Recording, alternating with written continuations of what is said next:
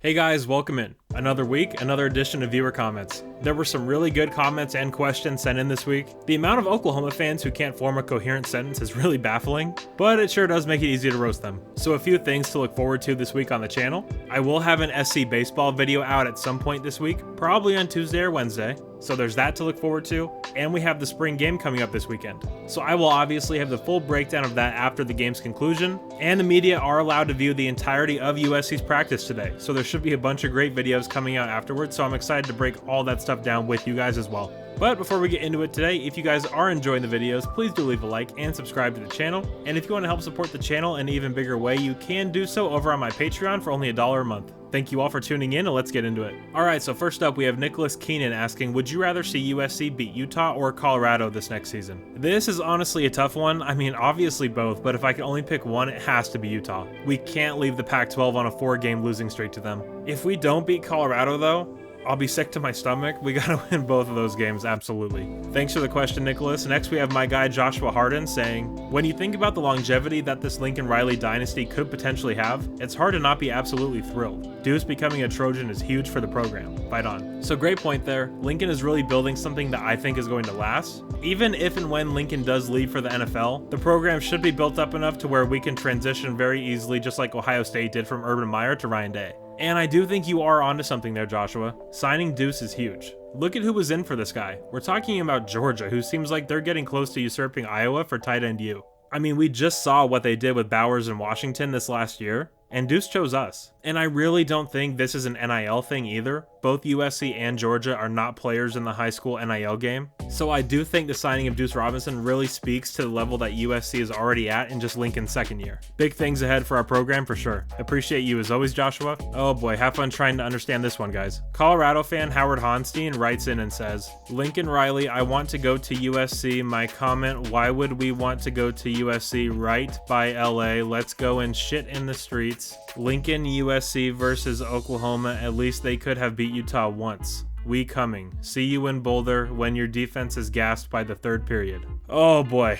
Can you imagine being a Colorado fan, sitting at home, having flashbacks to all the beatings they've taken from us, never having beaten us, not one time, 0-16 against USC, and then you get all mad and you start searching YouTube for any USC related content. You find this channel and it's your big moment to tell off the entire Trojan fan base, and that's what you come up with. I mean, I don't even know how to make sense of that. Look, just listen up, Howard. You are 0-16 against us. Based on your comment, I'm not sure you can count to 16, but between two teams, 16 games is a lot. Beat us one time, and then feel free to write all the unintelligible stuff you want. But just speaking generally, Dion was just coaching in one of the worst conferences in all of FCS football. He's going to be up against a lot of really fantastic coaches in the Pac-12. He has no idea what he's in for. So go ahead and keep running your mouth when you've accomplished absolutely nothing, and we'll see how it goes for you. Alright, next up we have Matthew G asking, what are the chances that Deuce gets drafted high in the MLB and doesn't play football at SC? So Lincoln Riley has come out and said that Deuce's intention is to sign an MLB contract if he gets drafted in his target range, which I would assume is the first to third round.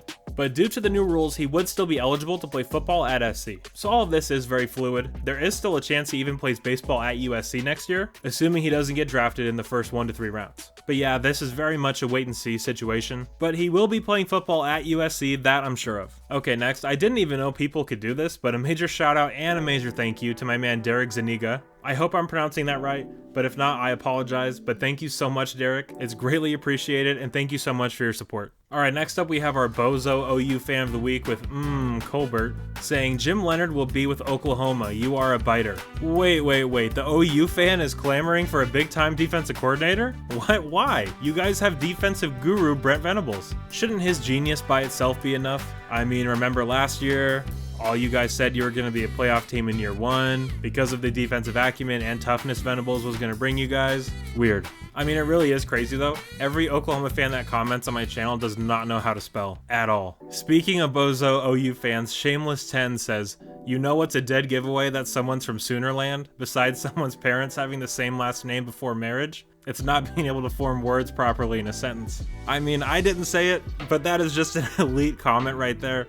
And again, I'm not saying it's right or wrong, but it's totally true. Next, we have Bart Willoughby saying, "It'll be interesting to see if the Alex Grinch defense will come out flat like all of last year's season." Alright, so there's two things here. If the defense starts this upcoming season flat, I won't be too concerned, but if it continues into week 3 or 4, then I'll be really worried. Having said that, flat is much better than how they ended last year. That wasn't flat, that was just non-existent. But the second thing is I want to push back on the notion that the USC defense came out of the gates flat last year. I mean, you gotta remember all the pick sixes against Rice. The defense flat out won the Oregon State game for us. Everybody remembers the kneel and nudge and the Caleb Hull shot to Jordan Addison, but Eric Gentry was superb in that game. Sayre Wright was awesome too. Don't forget about that performance, guys. That saved our season. And finally, we finished with my dude Jose Gonzalez asking, "Yo GG, what's up with Romello?" So I saw USCJ bring this up, and I think it's a really good question. I mean, the coaches have not been shy at all about mentioning specific players that are standing out, and we haven't heard a thing about Romello. I mean, for a while now. I'm getting concerned, and I know a lot of you are as well. From a talent and gift standpoint, there are few players that can match up with Romello. He's battled injuries every year so far in his career, so I really hope that's not what the issue is. But at this point, it's all just speculation. Really hope we see him out on the field this year, and I appreciate the question, Jose.